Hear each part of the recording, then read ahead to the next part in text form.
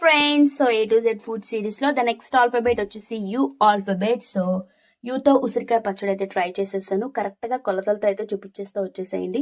So ముందుగా 2 table spoon ఆవాలు, 2 table spoon మెంతులు అయితే తీసుకొని బాగా డ్రై రోస్ట్ చేసి మిక్స్ అయితే పట్టేసుకోండి. తర్వాత బాగా వాష్ చేసుకొని 1 డే ముందే మనం ఆరబెట్టుకున్న కాయల్ని తీసుకొని ఘాట్లు పెట్టుకొని ఆయిల్ అయితే వేపించుకోవాలి. దాని తర్వాత 2 గ్లాసెస్ ఆఫ్ కారం, 1 గ్లాస్ ఆఫ్ సాల్ట్ కూడా తీసుకొని పొడి పట్టుకున్న దాన్ని కూడా వేసేసుకొని 1 టేబుల్ స్పూన్ ఆఫ్ మెంతులు కూడా వేసుకోండి ఫర్ ద టేస్ట్ కోసం.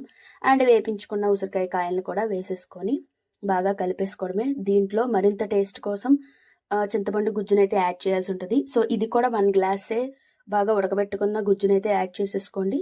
అండ్ సరిపడా ఆయిల్ కూడా వేసేసుకొని 3 డేస్ తర్వాత తింటే చాలా టేస్టీగా ఉంటుంది.